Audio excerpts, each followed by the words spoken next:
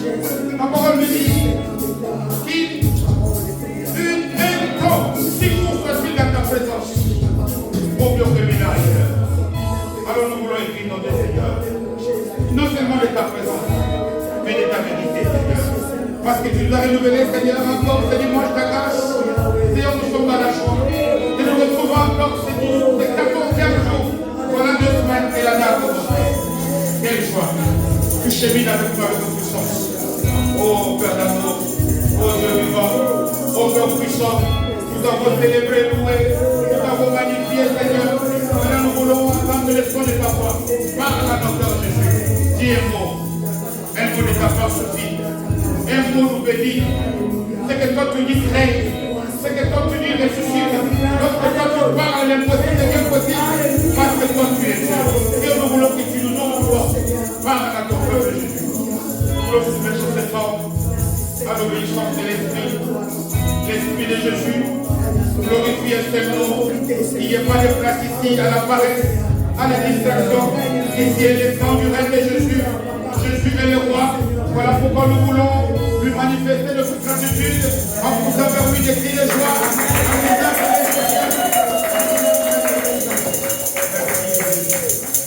Amen.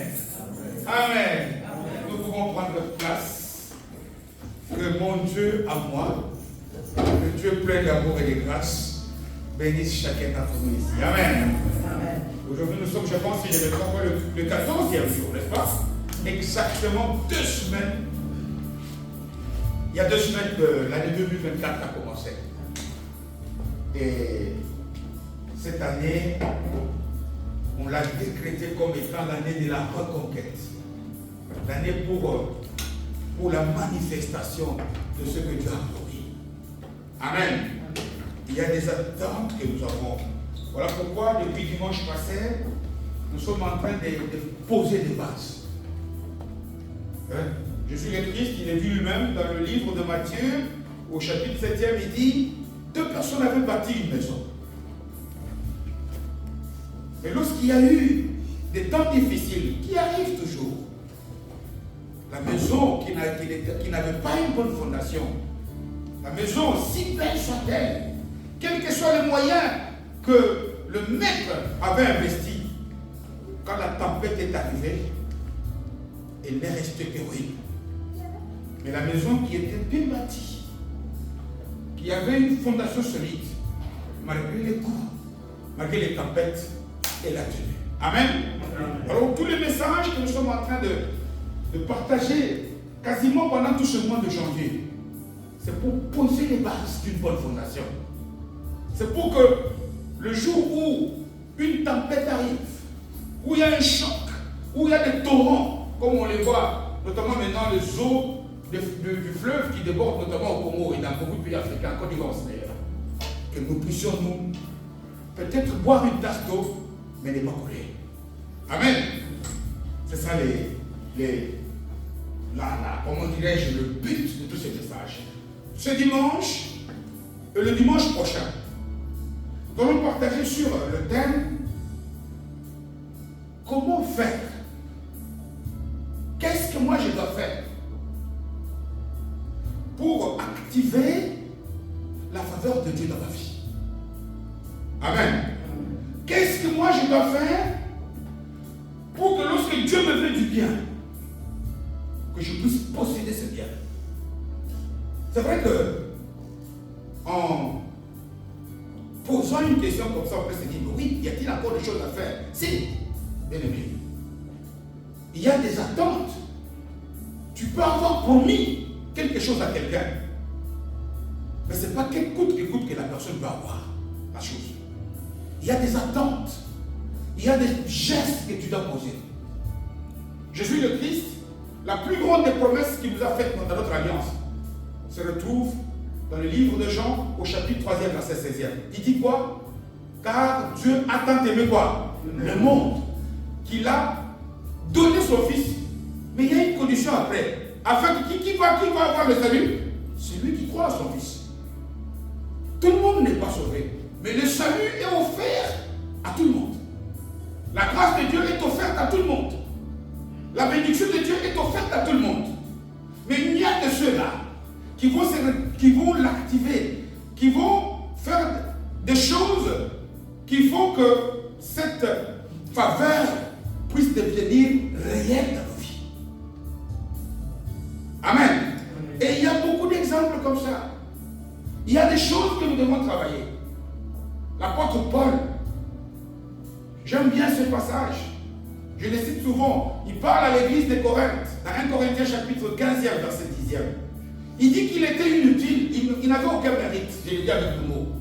Il a persécuté l'église, il a même fait tuer les gens.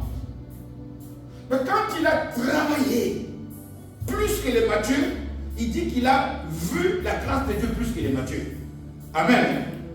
Tu peux être assis dans le banc et voir la grâce de Dieu plus que les pasteurs.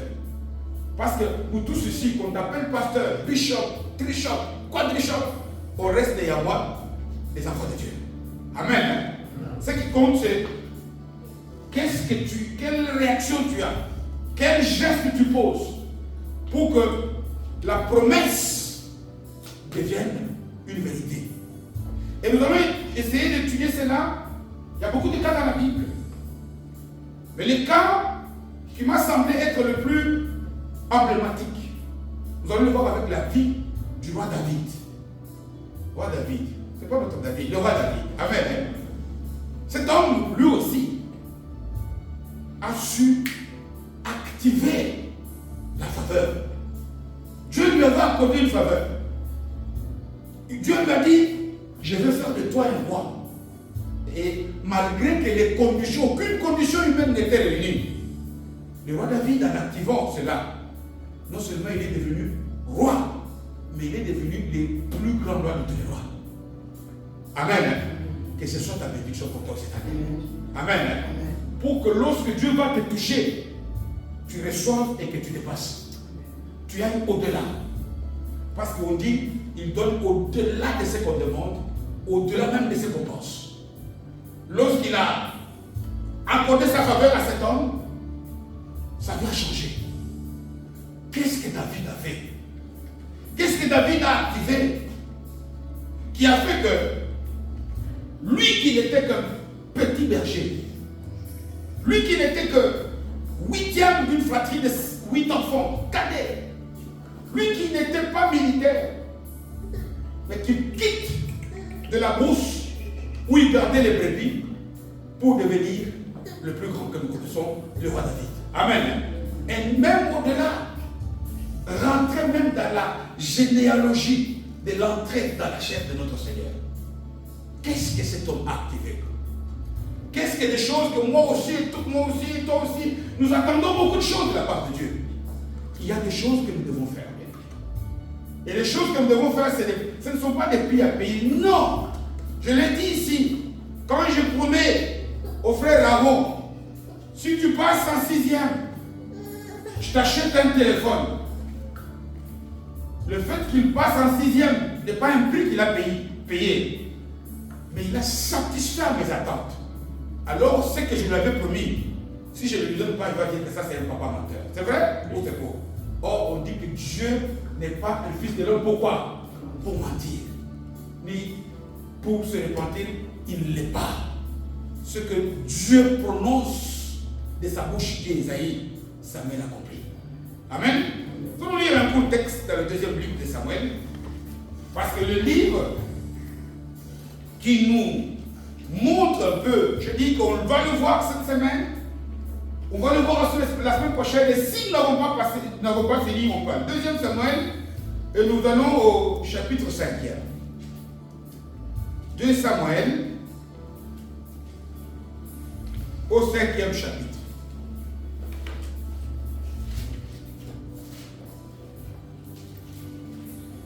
2 Samuel, chapitre 5, et nous lisons d'ailleurs les 5 premiers versets de ce chapitre. Si tu parles encore, le protocole te met dehors. Amen. Que Dieu soit loué. Amen. Alors nous lisons donc dans le livre de 2 Samuel, au chapitre 5e, et nous lisons les 5 premiers chapitres de ce livre. Alors, j'ai lu la parole de Dieu de Jésus. Toutes les tribus d'Israël vinrent auprès de David à Hébron. On dit bien toutes, sans aucune. Et dit, voici, nous sommes tes os et ta chair. Deuxième verset. Autrefois déjà, lorsque Saül était notre roi, c'était toi qui conduisais et qui ramenais Israël. L'Éternel t'a dit, tu pèteras mon peuple d'Israël et tu seras le chef d'Israël. Ainsi, tous les anciens d'Israël vinrent auprès du roi à Hébron, et le roi David fit alliance avec eux à Hébron et devant l'Éternel. Ils oignirent David pour roi sur Israël. David était âgé de 30 ans lorsqu'il devint roi. Il régna 40 ans à Hébron. Et il régna sur Juda 7 ans et 6 mois. Et à Jérusalem, il régna 33 ans sur tout Israël et Juda. Parole du Seigneur. Amen. Qu'est-ce qui a fait que l'impossible pour les hommes est devenu possible? Qu'est-ce qui a fait que cet homme, alors qu'il y a, la Bible nous cite, notamment dans tous ces livres de Samuel, qui avait des grands généraux, qui avait des grands, il y avait même un roi sur le trône. Qu'est-ce qui a fait que lorsque nous essayons de voir les choses telles qu'elles sont, généralement c'est l'aîné de la famille qui succède. Lui était 8e, parce qu'il y a un degré. Mais qu'est-ce qui a fait que cet homme ici a été couronné? Vous savez, quand on parle, j'ai choisi cet exemple pour nous faire savoir quelque chose. Amen. David n'a pas été le roi comme l'est par exemple pour nous ici le roi Philippe. Non. Le roi Philippe, c'est le choix des hommes. Mais David, ça c'est le choix de qui? De Dieu. Et ça c'est très important. Parce que, pourquoi je donne cette nuance? Un roi de Dieu règne non seulement sur un royaume, mais il règne dans tous les domaines de la vie. Un roi selon Dieu, ce n'est pas tout simplement être celui qui règne. Parce que quand on parle du roi, du terme roi, on considère quelqu'un qui a un royaume, un territoire, sur lequel il est établi comme souverain pour régner. Mais non. Non. Vous savez, le roi Philippe, ces proches-là, si tu comptes dans son entourage, tu verras qu'il y a certains domaines de la vie où il règne là. Ça peut être la santé, parce qu'il est humain. Ça peut être, je ne sais pas moi, n'importe. Il y a un point. Mais quand tu deviens roi, tu règnes comme c'est-à-dire que toute ta vie est remplie de bienfaisance. Et nous le voyons ici, que cet homme, parti de rien, je l'ai dit tantôt. Et dans le passage qu'on vient de lire, il est établi roi. Qu'a-t-il fait? Est-ce que ça a été un hasard comme ça qui a fait que Dieu l'appelle sans qu'il ne fasse rien? Je dois commencer ici, bien aimé, par nous faire savoir une chose. Lorsque Dieu veut agir dans la vie d'une personne, il y a toujours la part de Dieu et il y a la part de l'homme. Amen. On peut avoir toute la Bible mémorisée en tête. Ça ne suffit pas. Le plus important, c'est que Dieu prend toujours la part la plus difficile. Lorsque tu as 2 mains, tu peux demander à Dieu à manger. Il te le donne. Mais si tu jeûnes même pendant 320 jours pour que la nourriture quitte et baille dans ta bouche, tu vas mourir de faim. Parce que ça, c'est la part de l'humain. Mais là où il te faut une troisième main, ça c'est impossible aux hommes. Ça sera Dieu qui va t'ajouter cette main-là. Amen. Il y a toujours la part de l'humain, il y a toujours la part de Dieu. Et il y a quelques secrets que lorsque nous essayons de mettre, faire passer au scanner la vie de David, on va y dénicher des secrets. Non seulement, je ne dirais pas, si tu les actives, non. Je t'ordonne de les activer. Parce que moi, toi, nous tous ici, nous attendons beaucoup de choses de la part de Dieu. Amen.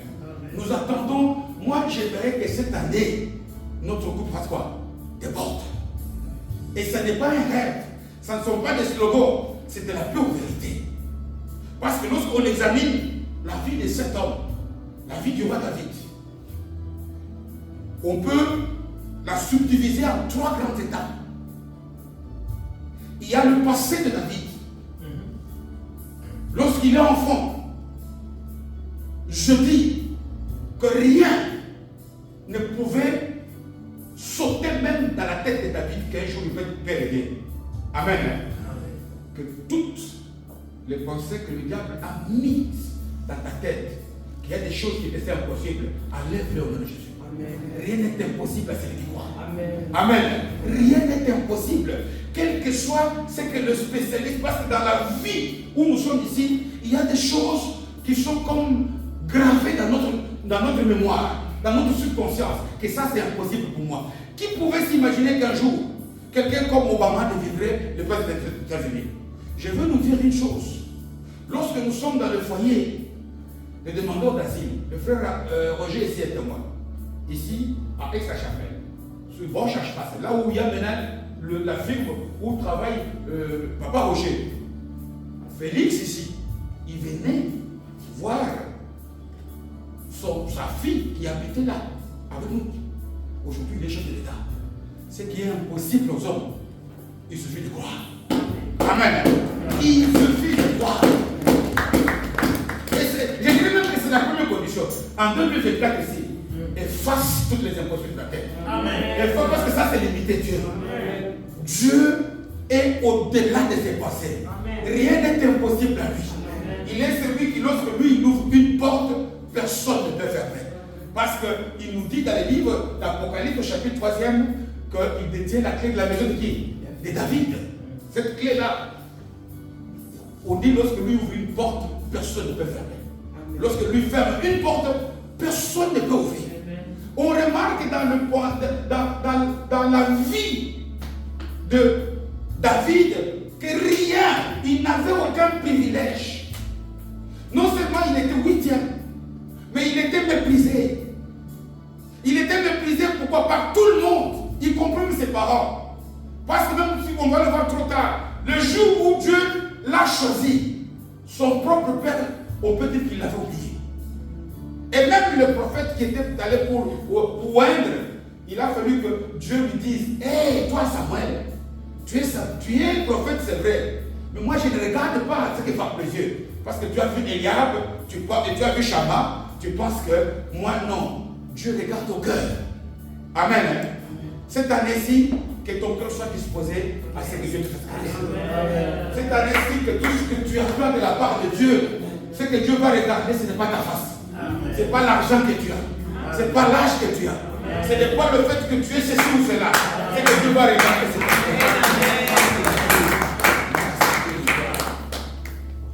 Et regardez-moi qu'il est comme ça, défavorisé, négligé, méprisé, rejeté de tous. Mais un jour, le Dieu qui va lire les fonds de cœur, il les localise là où il est. Dieu va te localiser là où toi tu es.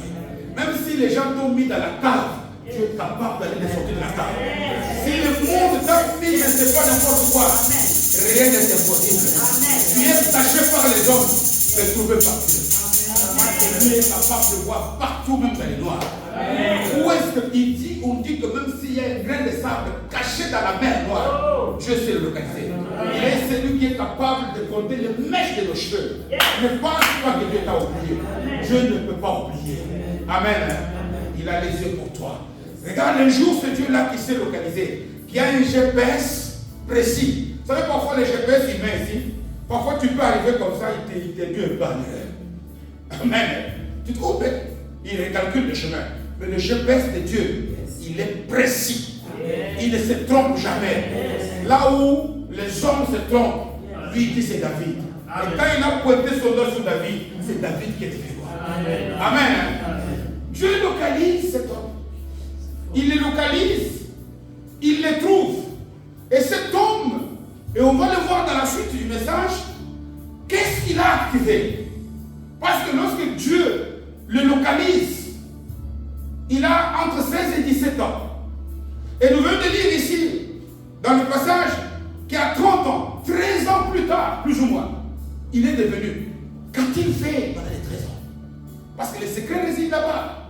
Pourquoi? Parce que après ces 13 ans-là, lorsque nous lisons, vous savez, que tous les hommes dont les noms sont cités dans la Bible, les Moïse, les Abraham, même les Paul, celui dont le nom est le plus cité, c'est celui de David. Est-ce que vous savez ça? 66 livres de la Bible parlent de David. 59 citations dans la Nouvelle Alliance. Les Abraham, ici 14 seulement. Les Jacob, 14. Même Joseph, dont on parle, qui est aussi une star de la Bible. 14 chapitres seulement. Mais David, c'est 66 livres. Et David est celui qui, lorsqu'il est devenu, je dis que quand il régnait totalement. Il a rendu un peuple qui était faible, le peuple le plus puissant. Et sur tous les plans, politique, militaire, sécuritaire. Israël qui était le point faible de tous ses voisins. Amen. Il est devenu plus fort. Que là où toi tu étais faible, jusqu'en 2023, que 2023 tu règnes dans tous les domaines. Que ça soit ta santé, ta famille, là où toi tu as été fait couler les larmes, que le Seigneur Jésus est Dieu là. Amen. Parce qu'il est Dieu. Parce qu'il n'a jamais changé. Amen. Il est devenu le plus grand roi. Israël était prospère. Vous savez, c'est quand on dit qu'il est venu, il a régné sur Jérusalem. Ce sont les Jébusiens qui étaient les habitants de Jérusalem. C'était un peuple redoutable. Mais lorsque Dieu met une onction sur toi, ce qui est redoutable pour les hommes devient faible pour toi. Ils ont souffert notamment de la part des Philistins. Les Philistins ont fait souffrir. Mais non, toutes les grandes réalisations. Il est celui qui a ramené l'arche de l'alliance. Qu'est-ce que cet homme n'a pas fait? C'est ce qui est résumé quand on dit qu'il est devenu, qu'il a régné sur tout Israël. C'est-à-dire qu'il a développé un pays qui était pauvre, une vie qui était minable, et devenu la vie enviée par tout le monde. Amen. Donc il y a un secret. Il y a un secret parce que David lui-même, vous savez, dans la Bible ici, il y a le livre qui est situé plus ou moins au centre de la Bible. Je pense que lorsque le frère Aaron nous a partagé,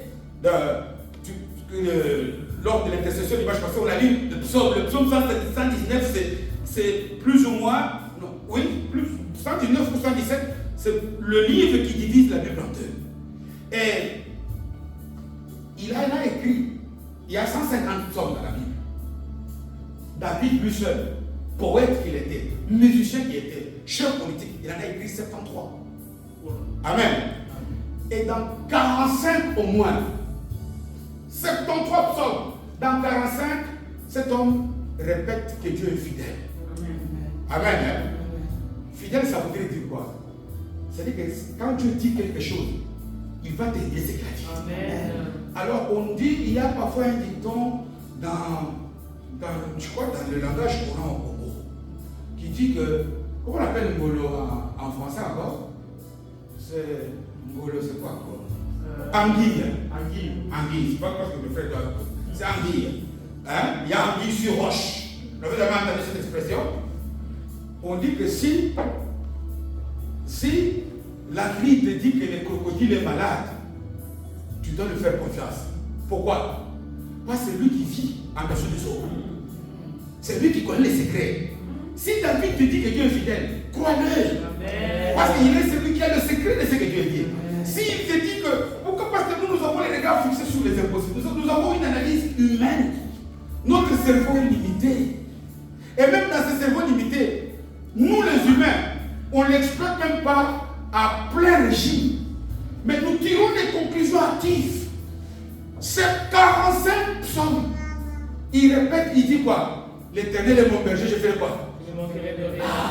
Il dit même si je traverse la vallée de la mort. Et il dit celui qui demeure sous l'abri du Très-Haut.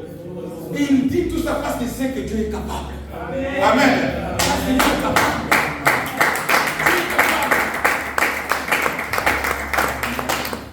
Amen. Amen. Il a fait des exploits. Et ça, c'est bien résumé. J'aime beaucoup un passage. C'est dans le livre de Chroniques, au chapitre 29e, verset 30e. Amen. Amen. Il dit Amen. Là, il a dit Amen. Allez, que Dieu te bénisse, ma soeur. Alors, que quand David nous dit que Dieu fait ce qu'il dit, croyez d'abord. Parce que, vous savez, le plus grand problème qui s'oppose à nous, les chrétiens de nos jours, c'est de croire, d'accepter que ça peut être possible. Parce que nous croyons ce qu'un médecin nous a dit, plus important que ce que Dieu dit. Parce que nous croyons que ce que la logique humaine dit, c'est plus important que ce que Dieu dit. Non. La logique humaine, tout ça, c'est rien. C'est lui qui détient. On dit qu'il détient toute la création par sa parole. Dieu ne peut pas faillir. Rien ne peut le résister. Et moi je l'ai dit tantôt, 45 psaumes. Cet homme vante le mérite de la fidélité de Dieu. De cette fidélité dont je voudrais qu'elle devienne aussi palpable pour toi. Qu'elle soit visible. Et le secret, c'est quoi? C'est comme je l'ai dit. Qu'est-ce qui s'est passé entre le chapitre 16e du livre 1er de Samuel, où pour la toute première fois, les noms de cet homme est cité, et le chapitre que nous venons de lire, où il est devenu Dieu, cite son nom pour la première fois dans 1 Samuel 16, humainement parlant, il pouvait penser que c'est impossible, mais lui n'a pas pensé. Pourquoi David, qu'est-ce que lui a fait qu'il puisse avoir un comportement différent de ton comportement, de mon comportement, de notre comportement? Qu'est-ce que cet homme a pu lui activer? Qu'est-ce qu'il a fait pour que la grâce de Dieu cesse d'être théorique, cesse d'être des slogans, qu'elle devienne une réalité qu'il a vécue, que ça devienne un témoignage qu'il a vécu? Et c'est ce que nous voyons lorsque je dis que Dieu dit, Dieu l'appelle. Le roi qui était à l'époque sur le trône, c'est Saül. Tout le monde connaît. Il a désobéi à Dieu. Et Dieu l'a mis à l'écart. Et quand il l'a mis à l'écart, c'est au 16e chapitre, il a envoyé son serviteur, le prophète Samuel, va. J'ai choisi David, celui que je vais établir sur le trône. C'est comme vous aussi, dédié. Nous avons été choisis par la grâce de Dieu. Le fait que tu sois chrétien comme ça, ce n'est pas à cause de... Il n'y a pas d'effort que tu as fait. Combien de fois parfois tu as prié pour que quelqu'un puisse te faire accepter de venir à l'église? Il dit, ah, ça c'est Bill Obama, ça c'est rien du tout. Combien de fois le fait que la grâce t'a saisi comme ça, tu ne peux pas t'imaginer. Dieu merci rien que par ça. Amen. Amen. Dieu les localise et il se tait. Le prophète vient, il reçoit l'onction. Je fais fi de toutes les étapes, le mauvais choix que le prophète a failli faire. Mais finalement, Dieu pointe son doigt et David est roi. C'est une promesse, n'est-ce pas? Mais un jour, lorsqu'on tourne une page, nous sommes dans 1 Samuel 17e chapitre. J'aime bien que par la grâce de Dieu, des chapitres comme ça, on va lire. Il y a un secret. Je veux vous dire, même, vous voyez les gens des sciences occultes ici, la plupart de leurs, comment on dit, tout ce qu'il faut, ça tourne autour. Il y a des secrets terribles sur la réussite si on étudie la vie de David. Lisons très souvent le livre de Samuel, le premier et le deuxième, y compris le livre du Chronique, parce que c'est la suite. Dans l'ancien temps, c'était un même livre. Lisons, il y a des secrets. Pourquoi? Parce que quand bien je vais dire des choses ici, il reste encore des tas de choses que l'Esprit de Dieu va te révéler toi personnellement. Parce que le réellement est personnel. Amen. C'est que moi je communique ce qu'il va donner à moi. Mais ce qu'il va te communiquer à toi sera peut-être encore plus ou plus précis par rapport à ce que je me dis ici. Lisons la Bible. Il y a un secret. Heureux celui qui fait quoi? Qui lit la parole de Dieu. Dans le 17e chapitre, un jour, comme tous les autres, 40 jours avant, les Philistins, c'est un peuple qui a fait, les Philistins, c'est ces problèmes-là, qui te causent des problèmes à tel point que c'est comme si tu acceptes, moi je vis avec ça. Il n'y a pas un peuple qui a dérangé la vie du peuple de Dieu, comme les Philistins. 40 jours avant, ils sont venus menacer le peuple. L'armée d'Israël est allée dans une vallée. C'est à la bête comme on l'appelle. Tout le monde tremble. Et comme par hasard, on ne sait pas quel mouche a piqué le papa de David. Il s'appelait Isaïe, ou Jessé, dans d'autres façons. Jessé ou Isaïe. Il va à son fils. Il lui donne la provision. À manger du pain, des tas de trucs. Prends. Va au front. Amène ces histoires auprès de tes frères. Et puis regarde un peu quelle est leur situation. Ramène-moi ici des trucs. Amen. Bien aimé, le jour où Dieu va t'envoyer vers la porte qui va t'ouvrir la fenêtre, ce jour-là, le ciel ne sera pas bleu. Lorsque Isaïe parle à David, il ne sait pas qu'il l'envoie vers le début du commencement de son idée qu'il va faire. Il croit faire un acte normal. Mais regarde que David, il y avait plusieurs solutions. Il pouvait dire, papa, je reviens de la forêt, je suis fatigué. Combien de fois, à cause de la fatigue, tu as raté la porte qui t'a envoyé vers la concrétisation de ton problème? Combien de fois, parfois, à cause du sommeil? Ça pouvait paraître ici. Mais le sommeil, David pouvait dire, papa, laisse-moi me reposer. Imaginez-vous si David n'est pas parti. L'obéissance vaut mieux quoi? Les sacrifices. Beaucoup d'entre nous ici, les faits pour lesquels Dieu va nous accompagner vers la porte d'entrée de notre bénédiction, ça va paraître normal. Faisons attention à la manière d'agir de Dieu. Amen. Amen. Faisons attention à la manière d'agir de Dieu. Dieu n'agit pas comme les hommes. Vous savez, il y a des choses, d'abord des vérités que je dois planter dans le cœur de chacun d'entre nous ici. Beaucoup d'entre nous ici, j'ai comme l'impression que nous avons placé certains domaines dans nos vies comme dans un stade final. Moi, pour ça, je peux réussir dans tout sauf dans ça. Non. C'est que Dieu aujourd'hui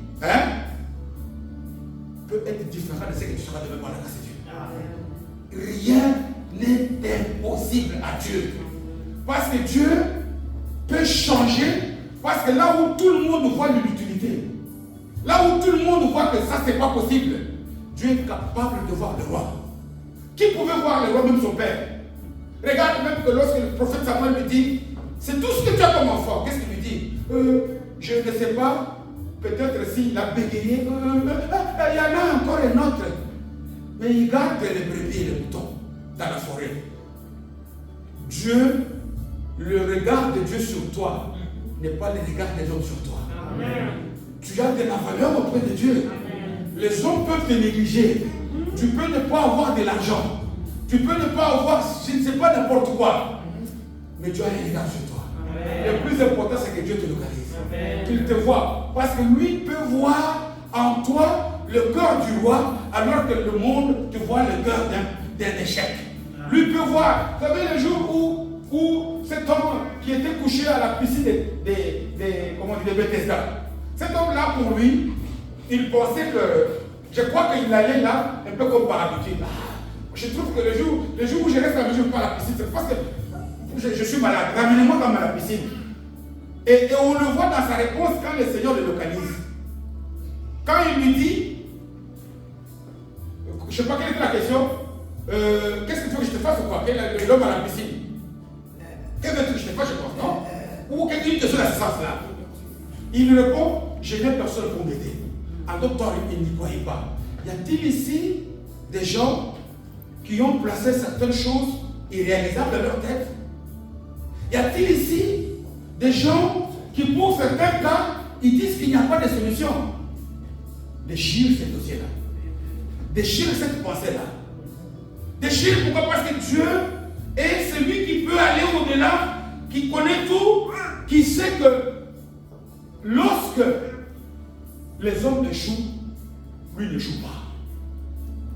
Lorsque la science échoue, Dieu n'échoue pas. Lorsque toi tu manques de solutions, Dieu a toujours une solution. Et la solution que Dieu possède, ce n'est pas à lui, c'est pour toi.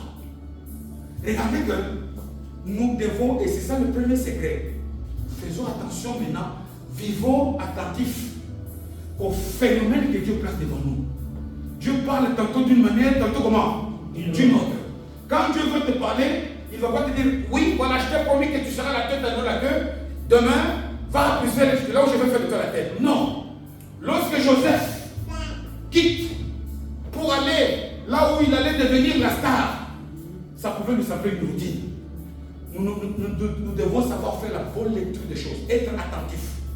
Beaucoup de gens ici, y compris moi-même ici, parfois nous avons raté beaucoup d'occasions parce que Dieu t'a dit, va à gauche, mais tu as été distrait. Amen.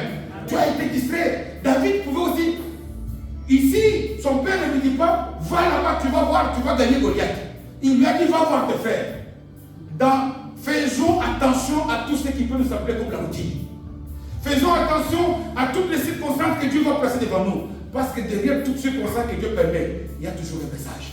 Et même si cette circonstance peut paraître difficile à supporter, on dit Dieu fait tout concret au bien de qui? Ceux qu'il aime. Ceux qu'il aime, c'est ceux qui sont attachés à lui, ceux qui sont attachés à sa parole. Dieu ne se trompe pas. Dieu ne lâche pas. Faisons attention, je le répète, lorsque tu attends de l'argent, je ne sais pas si je vous ai déjà raconté cette blague.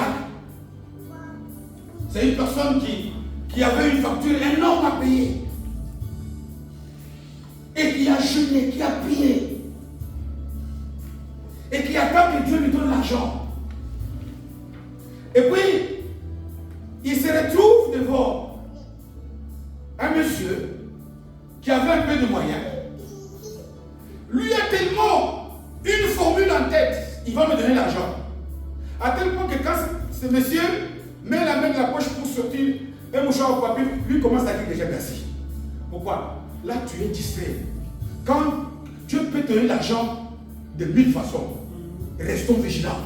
À partir d'aujourd'hui, chaque circonstance qui peut paraître comme une routine, ouvre les yeux. Amen. Ouvre les yeux. Pourquoi? Parce que c'est lorsqu'il part là-bas, il arrive et que il s'affronte. Il compte sur Dieu. C'est là que commence un peu de choses. Pourquoi? Parce que lorsqu'il part, lorsque tu es dans le plan de Dieu, dans sa réalisation, l'ennemi aussi n'est pas content. Il va toujours mettre des gros candidats. Il va toujours placer. Et trois choses pouvaient empêcher. Quand il part pour accomplir la mission de son père, c'est ce que lui croit. Tu es venu ici, croyant faire le culte. Mais tu es venu ici pour que Dieu te parle ce que je te dis ici. Et si Dieu te le dit, c'est le début de quelque chose. Parce que dès qu'il arrive, trois obstacles pouvant empêcher cet homme. D'abord, c'est son frère Eliab. Il l'interpelle, il le voit au loin. Toi, tu viens quoi? Pour faire la gare ici. On dit qu'il sait quoi? Il s'est détourné de son frère. Et puis c'est le roi lui-même, Saül, qui lui a fait des problèmes. Et enfin, c'est même Goliath. Si nous lisons la Bible, c'est ça qui est très important. Ce qui résume tout. David a pu résister à tous ces obstacles parce qu'il est écrit qu'il a placé sa confiance à qui? En Dieu. Amen. Nous avons dit ici, le dimanche passé, que Jésus nous a donné le mandat de lier et de délier, n'est-ce pas? Il a donné le mandat de mater, de dominer toute la puissance du diable. Gardons ça en tête. Parce que lorsque tu pars, tu es dans le plan de Dieu. Et tu arrives devant des hommes qui constituent un obstacle. Ouvre la bouche et fais quoi? Parle. Parler, ce n'est pas parler à haute voix. Tu peux aller chez un médecin. Ce qu'il parle, ce n'est pas des mensonges. Mais ça, c'est la science. Amen. Si ça va à l'encontre de ce que Dieu dit, dans la tête, tu dis, moi, je déchire ce dossier. Amen. Toi, tu refuses. Pourquoi? Parce que Dieu et la science, c'est deux domaines différents. Ce que Dieu a dit, un homme ne peut pas le contredire. Faisons attention lorsque Dieu nous appelle, lorsque Dieu nous donne l'occasion. Comme l'occasion a été offerte ici à David, il ne l'a pas raté. Si jusqu'en 2023, moi et toi, nous avons raté des occasions, que nos yeux spirituels restent ouverts, que lorsque nous prions beaucoup pour que Dieu nous donne quoi? Le discernement. Être capable de lire au travers des phénomènes. Comprendre, je n'ai jamais vu maman Sylvie comme ça. C'est qu'il y a un problème. Si elle me dit, papa, va telle part, vas-y. Ne calcule pas, fais telle chose. Je n'ai jamais vu. La plupart d'entre nous, on aime tous les cours au travers des étudiants sauf les mathématiques. Mais c'est lorsque nous sommes devant les choses de Dieu que tout le monde devient mathématicien. Bon, mais quand il me dit ça, si je vais faire ça, je vais rater. Si je fais ça, je vais payer mon loyer. Là, on devient des génies en mathématiques. On calcule beaucoup. On calcule beaucoup. Faisons confiance à Dieu. Parce que c'est lui qui a fait la promesse. Il est comment? Il est fidèle. Quand tu es sûr que c'est toi qui te dis, assiste telle personne, quelle que soit la manière, fais-le. Fais-le. Le reste, on dit, ce qui est révélé à qui? Aux hommes. Ce qui est caché à qui? À Dieu. La solution qui viendra de c'est Dieu qui l'a. Amen. Le premier secret, ne rate pas l'occasion. Ouvre tes yeux spirituels. Nous allons chanter peut-être tantôt ici qu'on va prier. Je ne sais pas si notre clavieriste le saura. Ouvre les yeux de vos cœurs, Seigneur. Amen. Donc, ouvre les yeux et les discernements. Ça peut paraître comme une blague que quelqu'un t'a faite. Ouvre les oreilles. Putain, ce qu'il a dit, qu'est-ce que Dieu a voulu me dire par là? Qu'est-ce que Dieu a voulu m'enseigner? Qu'est-ce que Dieu voudrait que je puisse avoir? Et enfin, la troisième chose que moi et toi parfois nous devons porter le message, que cet homme a manifesté, c'est quoi? Pendant 13 ans, il a attendu. Amen. Il a manifesté de la patience. La patience, c'est parce que le temps appartient à qui? À Dieu. C'est lui qui est maître dans les circonstances. Ne brûlons pas les étapes. Aujourd'hui, moi j'ai toujours dit, ça je l'ai dit, même ma maman m'a expliqué là. La plupart de tous mes frères et sœurs qui sont ici à la main, quasiment tous, c'est lui qui les a ramenés, c'est moi. La plupart n'ont plus de papier. Mais je suis le dernier à avoir eu les papiers plus que lui.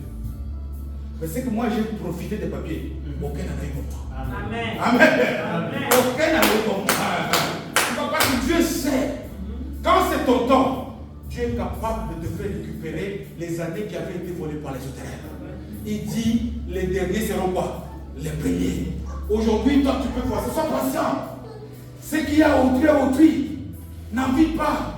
Ne regarde pas. Parfois tu peux regarder et te dire, imaginez-vous bien aimé.